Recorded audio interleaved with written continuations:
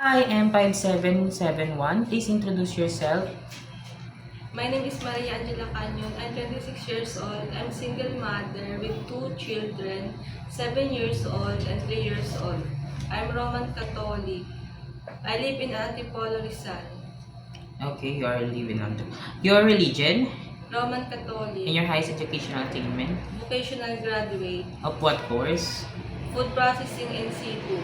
Okay, since I saw that you have experience being a helper here in the Philippines, tell me about your experience as a helper. I have experience as a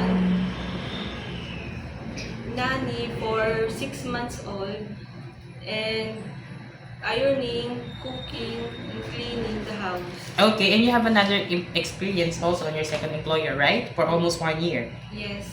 Okay, tell me about your experience. I experienced as a nanny for newborn baby and Okay. marketing, ironing, cleaning the house. Okay, since I saw that you have experience taking care of a newborn baby in 6 months old, if you have an idea, how do you prepare a milk for a newborn? Wash hands, wash the bottles and sanitize the bottles, and put the warm water and powder milk, and tested if the temperature, Okay?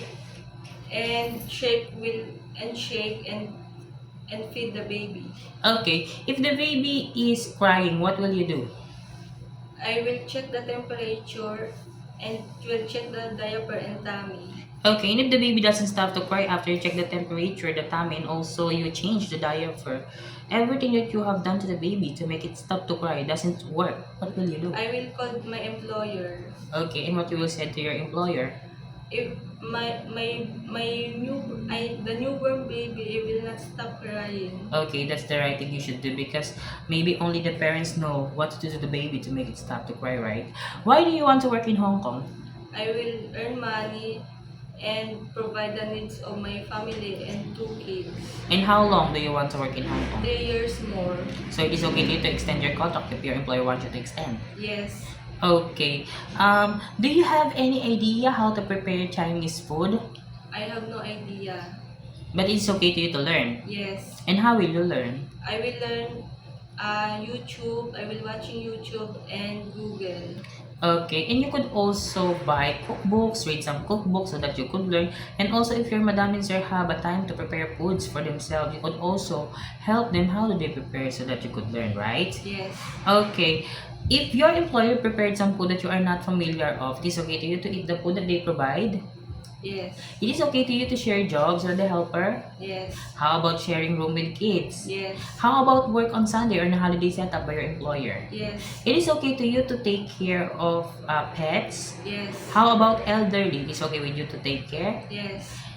If one of your employer's family don't know how to speak English, it is okay to you to learn Cantonese. Yes. Okay, my last question. What will be your message for your future employer? Ma'am sir,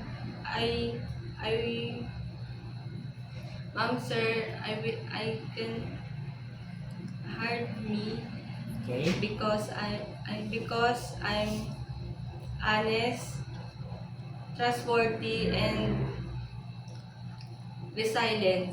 Okay, resilience. And also, you can promise that you will be hard worker on their family and also take good care of their children as your own. Yes. Okay. Thank you very much, Miss Maria Angela. Thank Thank you. you po sir. Okay.